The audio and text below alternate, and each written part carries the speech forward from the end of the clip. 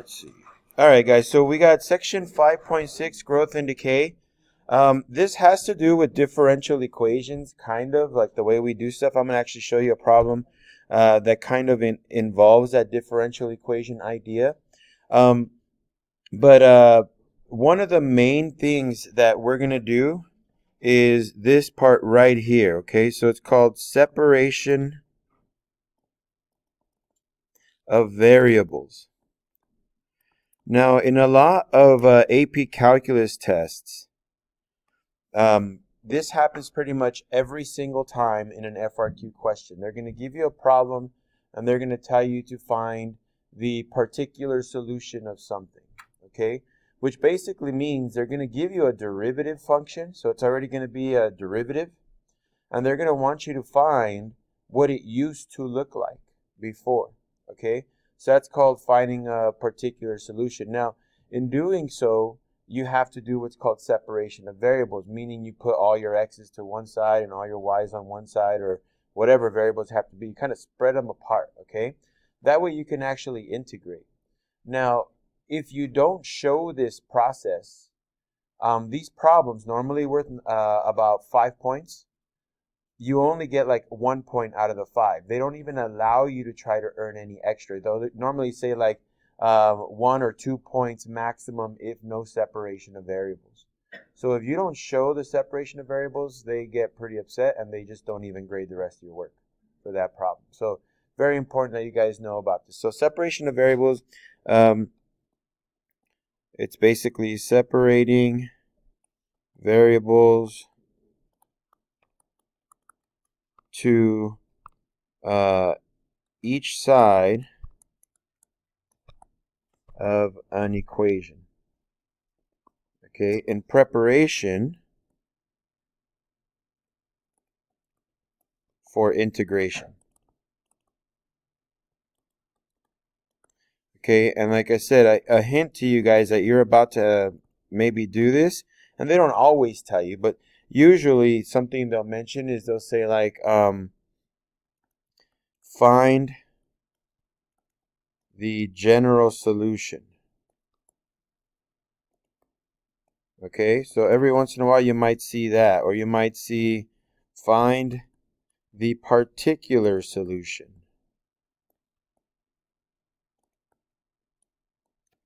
Okay, so a general solution or a particular solution. Now there is a difference between the two, and I'll explain that really quick. I know this isn't really part of the lesson today, but it's good for you guys to know it. Now, a general solution means that when you integrate something, you end up with a plus c. Okay?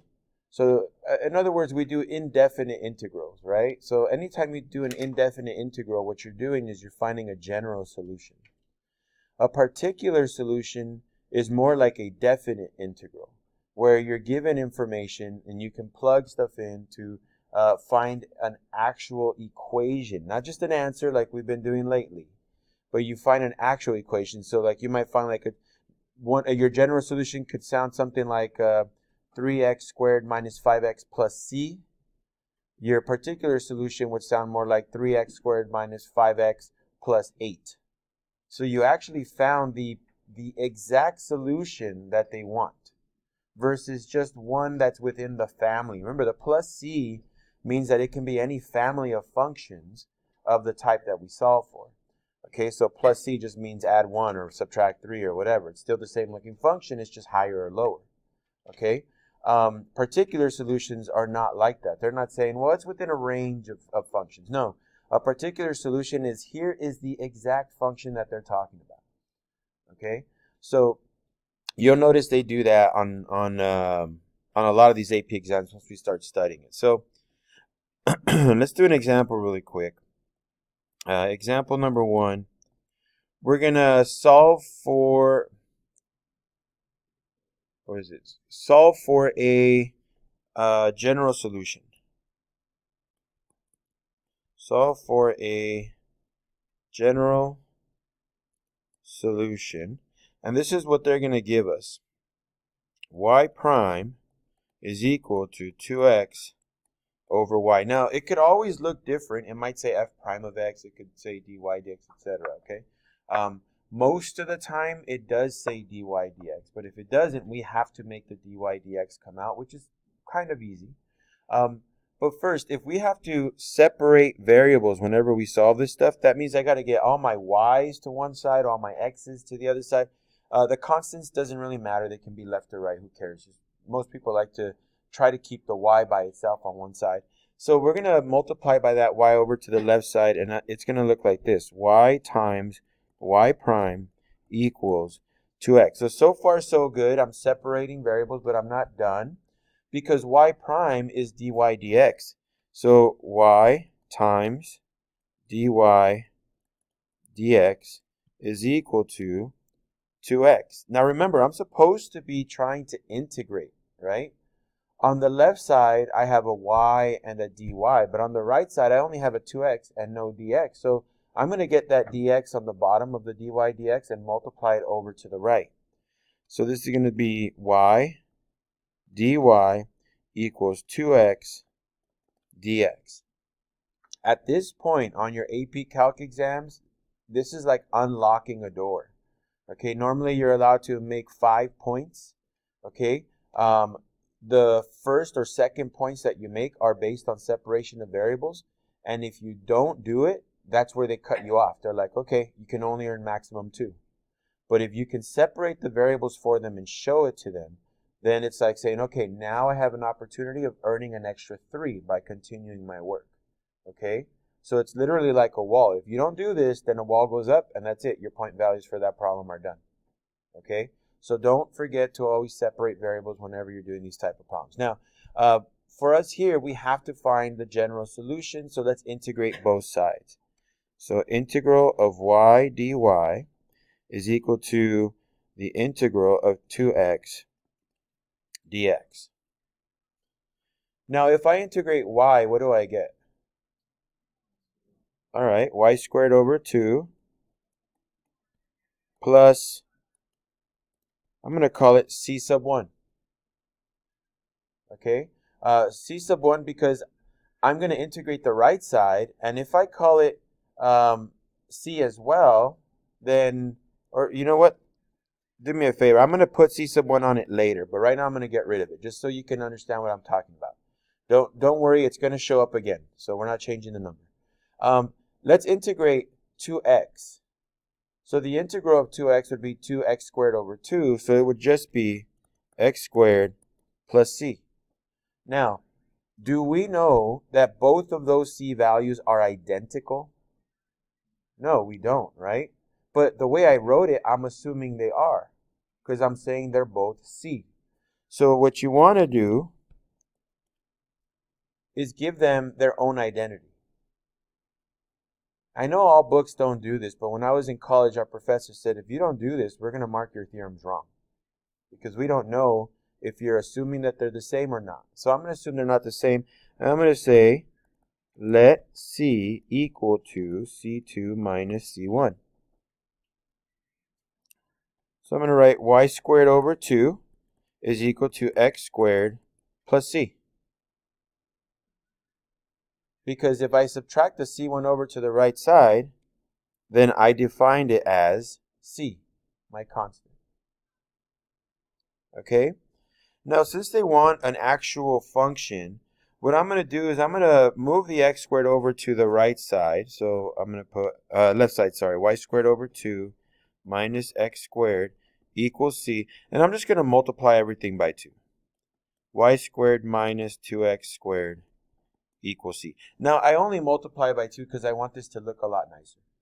Okay? So not because you have to. You could have left it the way it was originally. A lot of times they want you to solve for y. Okay? It just kind of depends on what the problem's saying. For us, they just wanted us to write a general solution. So here's my general solution. Okay? This is an example of what it's going to look like. Now, when we're doing these things, again, you're going to want to follow instructions as to what they say. For us, they just want us to be able to find a general equation. So it should have a plus c in there somewhere. Okay? So remember from the very top, again, this is very important for your AP exams. When you're given a function and it's in derivative form, then you're going to separate variables, get your y's on one side, your x's on the other. You're going to do your dy dx, make that show up and separate those two pieces, your differentials. Remember, that's what dx and dy are. Okay, they're differentials of x, differentials of y.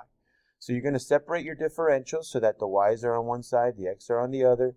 And then once you do that, integrate using your normal integration procedures. I will tell you that there are some people that at this step right here, okay, so right there where that happened, people won't do the let statement, but they'll write the following. They'll put y squared over 2 equals to x squared plus c. Like, they'll jump right to that. Okay, and it's not wrong to do that, but it is something that you can kind of keep your head behind, saying like, okay, since I do want to do this using a constant, I could either do a let statement where c is equal to c2 minus c1, or you could just put a plus c. Okay, so that's completely up to you guys. How you guys doing? Should tell you calc, right? So easy stuff, no big deal. So all right, any questions on this thing? No? All right.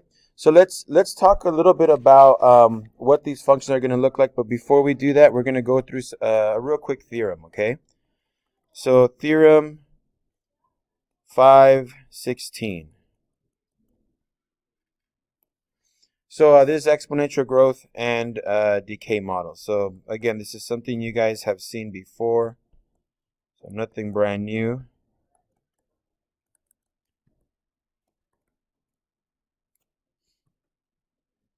By the way, if you guys are wondering, this is how they get their notes later. I just send it to them by email. So the exponential growth and decay model, here's the definition. It says if y is a differentiable function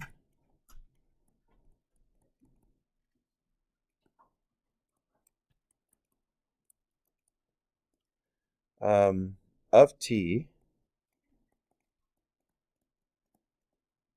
such that y is greater than 0 and y prime is equal to ky for some constant k,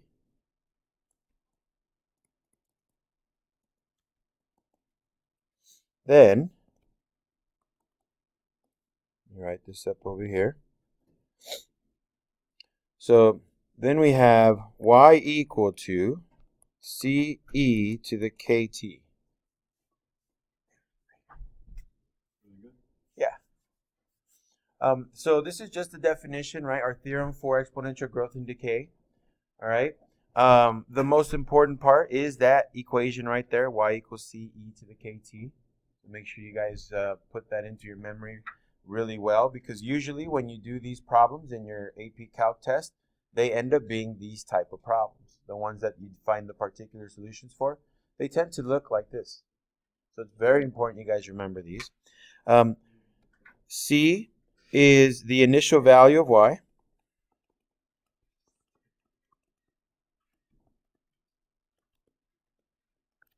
Okay, so that's the initial value. All right, and K is the proportionality constant.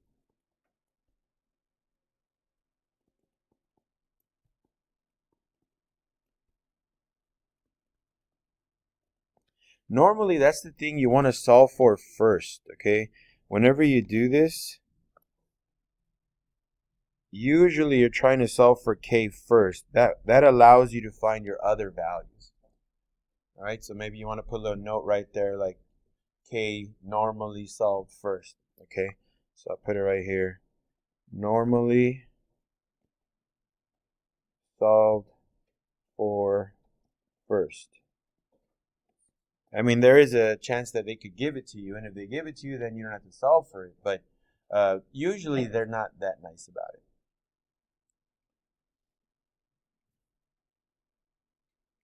Now, just a little FYI here for you guys, a little hint. If K is less than 0, then decay occurs. Okay, so if your K value is negative, that means that something is decaying. And if your K value is positive, that means that something's growing.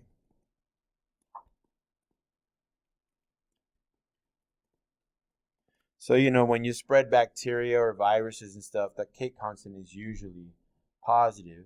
Once you take medication or some kind of antibacterial or something like that, then the K value switches to negative because it starts to get rid of stuff.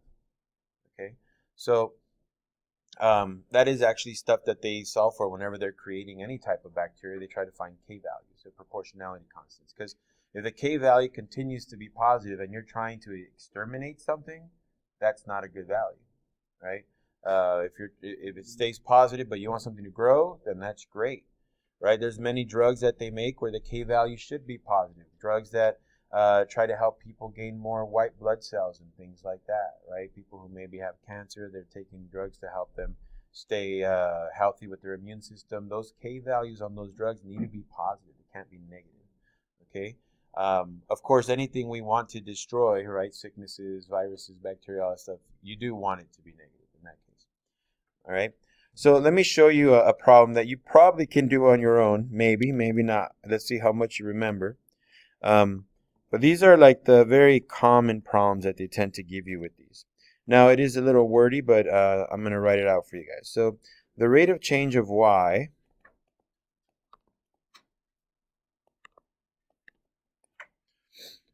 is proportional to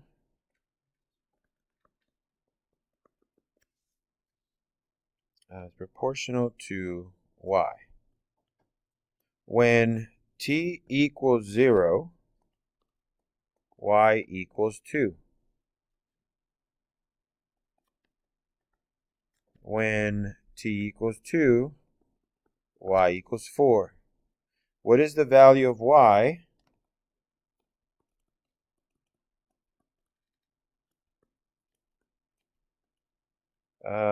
when t is equal to 3?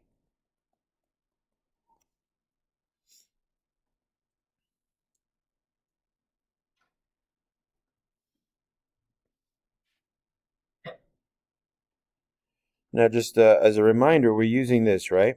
Y equals c e to the k t. So they gave me some information, okay? They said when t equals 0, y is equal to 2, right? So let me start off with that piece. So we're going to use t equals 0, y equals 2 at first. So 2 equals c e to the k times 0. So that's 2 equals to c times e to the 0. So that means that c must be 2. So I found my initial value, which shouldn't actually be a surprise because t equals 0 is usually your initial value, right? So it should have been a 2. So I'm not surprised by that. Okay. So I use that information to find my first piece of information. Now, I am going to rewrite the problem, but this time incorporate the information I learned. Y equals 2e to the kt.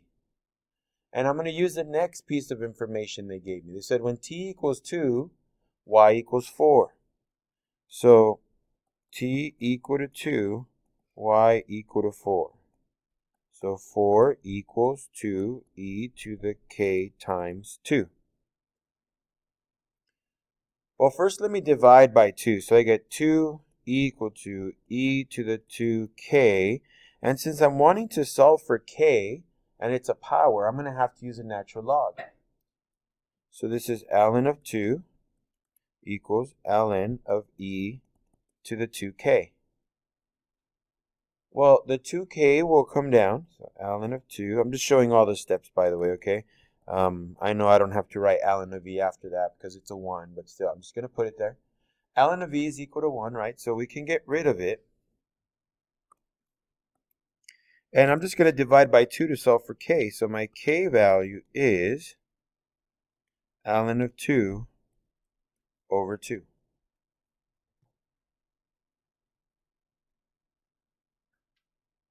All right? So now I solve for my c value, I solve for my k value, and now I just got to figure out the question they want. They said, what is y when t equals 3? So let me write my equation up here now. Let's kind of go back to where we started. So y equals 2e to the kt. K is ln of 2 over 2 times t.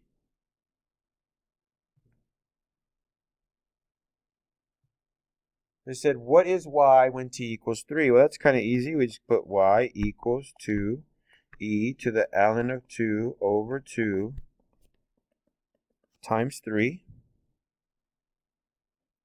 So at this point, you're just going to get your calculator, okay? We're not trying to do anything crazy with it. We're not going to try to change anything around. We're just going to use a calculator, and you should get that y is approximately 5.657.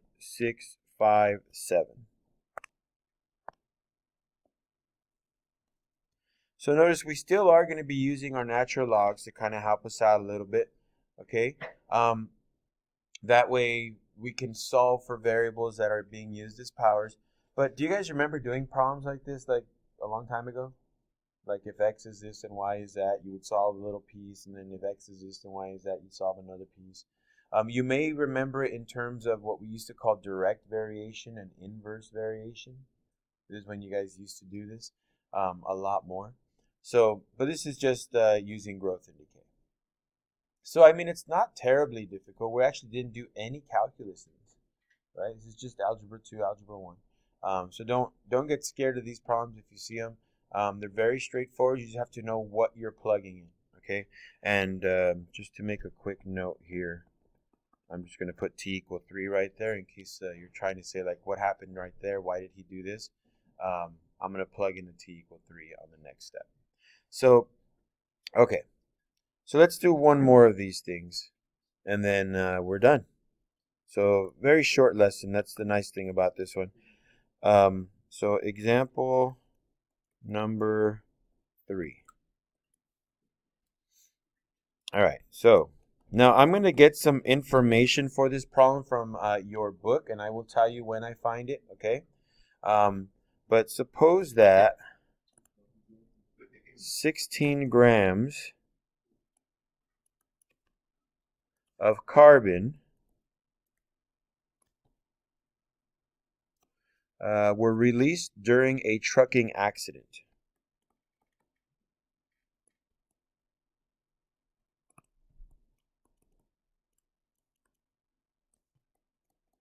So released during a trucking accident. How long will it take? How long will it take how long will it take for 16 grams to decay to 3 grams?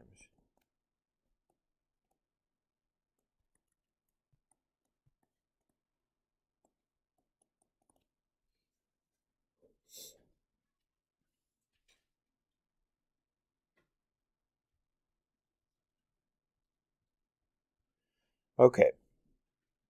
So suppose the 16 grams of carbon were released during a trucking accident. How long will it take for 16 grams to decay to 3 grams? So we actually do know some information. We know the initial amount, right? We know that to begin with, we had 16. Now, just to kind of show you this, if we have to kind of show it, I can say, all right, we have y equals ce to the kt. And the initial, the amount that we had was 16 grams when time was 0. right? As soon as the accident occurred, so time equals 0, we had 16 grams released. So if we kind of work through this is CE to the 0, which is just C equal to 16. I mean, again, that shouldn't be a surprise because they said that we started with 16 grams. So the initial amount, right, the initial value should be 16. Now, I am supposed to have information that tells me like, oh, when there's 14 grams, that occurs when time equals 5, or there's 13 grams when time equals 7. But notice they don't tell me this. Okay? So what you do is that a question or a stretch? Okay. So what we do is something that we do a lot in science, in chemistry, is we talk half-life. Okay? So every chemical, any type of molecule stuff that starts to decay has a half-life. Okay? This is the part where I'm grabbing information from your book. But the half-life of 16 grams is 8 grams, right? Because that's half of the amount. But we don't know the time that it takes for carbon to get to half-life. At least I don't know it by memory. So this is the part that I looked up in your book, because your book actually has this information. So let me write this down. Okay, half-life of carbon is T equal to 5,730. Okay, and that's on page 368 or 364. I'll double check that page number just to make sure. But it takes carbon 5,730 years. Okay? Yeah, this is in years. To dissipate to half of the amount. Okay? You know, a lot of the stuff that they used down at Chernobyl, that has way more than that. Okay? That's why you can't live there, even though it happened about 20 years ago, or almost 30 years ago. No, past 30 years. It's been over 30 years. You still can't go there. I mean, they say that it's now safe to go there, but even when you go visit, you're still in a full suit. Okay? They are finally starting to rescue animals from that area because they are no longer full of radiation. Well, maybe minimal. Okay? So, yeah. I don't know if any of you guys have HBO. Anybody here have HBO? Well, if you do, check out that series called Chernobyl. It's really good. I think it's like 6 episodes. It's really good. Crazy how they try to cover stuff up, pretend nothing happened, etc. But anyway, so we know the half-life of carbon is T equal to 5,730 years. So half-life means it went down by half. So I'm going to start off again knowing that 8 is equal to 16e to the k times 5,730. The 8 is given to us because the fact that carbon is only existing at half the amount that it started with, right? If we started with 16 grams, then its half-life would be 8 grams, right? And the time is going to be 5,730. So what we're going to do is solve for our proportionality constant. Okay? So let's go ahead and do that. Notice when I divide by 16, I get half. Okay? So we are talking half-life, okay? So now take your natural log here. So this would be ln of half equal to ln of e to the 5,730k. Now remember, you can move that power down. So, and also I'm going to switch around that natural log. Okay, we talked about the fact that if we have a fraction in our natural log, we can flip it around. But if I do that, what do I have to do with the natural log? If I flip this, so if I write this out, yeah, we got to change it to negative, right? So this will be 5,730k times ln of e. And remember, ln of e is just going to be 1. So we don't have to worry about that. So to find our proportionality constant, just divide both sides by 5,730. and you will have your K value. So K will be negative ln of 2 over 5730. Notice our K value is negative, which means that we have decay, right? Which is good, because if the point of half-life is to decay to half of its life, our proportionality constant should be negative. Okay, so let's plug that value into our growth, or actually our decay equation. So we'll bring it back up here. All right, so y equals c e to the kt. And let's figure out what they wanted. They said, how long is it going to take for 16 grams to decay to 3 grams? Okay, so our y value is going to be 3. Our c value is going to be 16.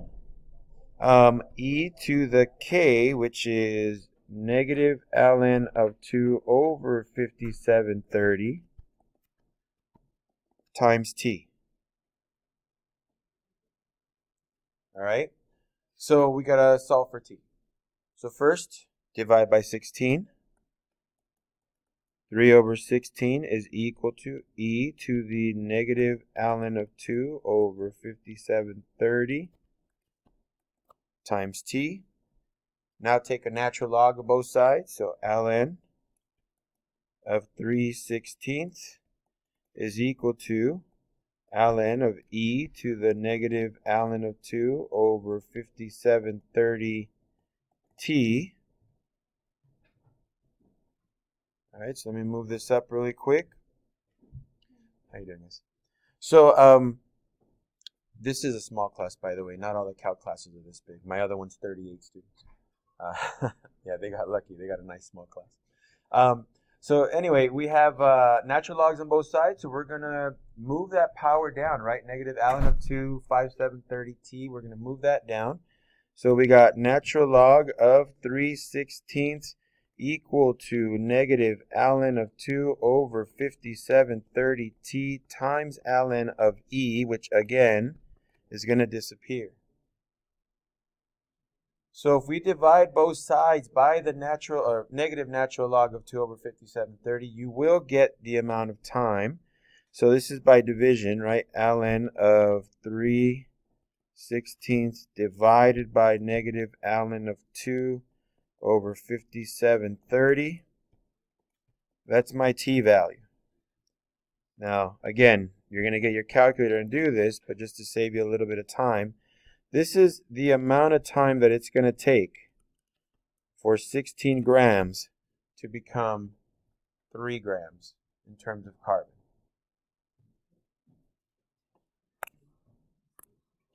So yeah, you're not going to be here when that happens. Your kids won't be here.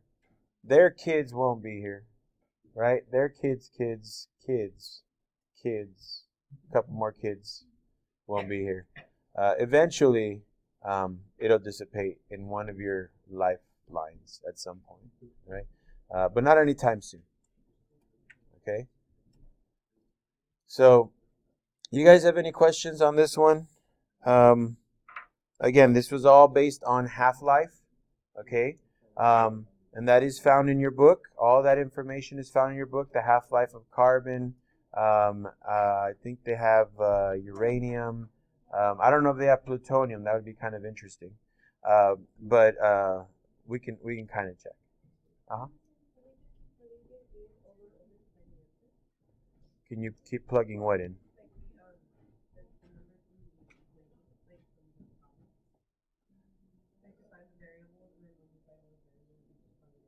Oh, you're saying like that's the way we do it? Yeah, you start out, they're going to give you, sometimes they don't give you information. So at times they're like, oh, just this one piece of information is relevant to the problem. You have to infer the rest. Like, okay, we started with this much, that means t equals 0. So then I can solve for my c value. Once I have my c value, there has to be another way for me to find any extra information when it comes to like these chemicals or any type of, usually any type of gas or something like that. They do have half-lives, which is why they gave you guys a little list, because there's going to be some problems in your homework that have to do with specific things, and those half-life values are given in your book. So that's why I kind of referenced it. But they'll give you at least that, so you know half-life. Now, just real quick before I answer your question, anytime there's a half-life problem, you could actually start your problem at this step right there. Okay? Because notice, if you started with 20 and I said half-life, then the left side will be 10, right? And then when you divide, you get half. If you started with 100 grams of plutonium and they wanted it, and we're trying to find half-life, that means that the left side would be 50. And when you divide it, it'll be half again, right? So half-life always has an equation, half equals e to the kt. So it's a little shortcut if you guys want to use it. Okay, go ahead. So if this problem contains no calculus, why would it be on the AP competency? The reason why it would be is because every once in a while you do have to find your k value before you find your particular solutions.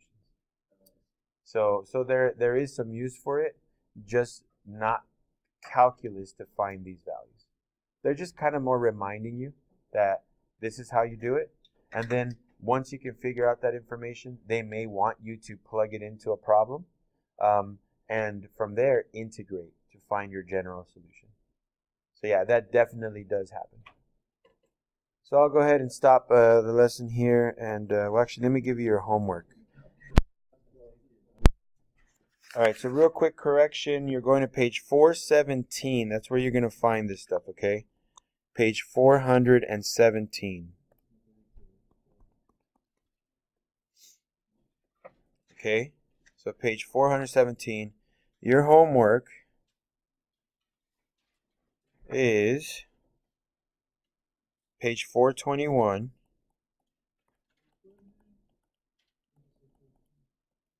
There's the homework. And it's 33, 39 odd, and number 64.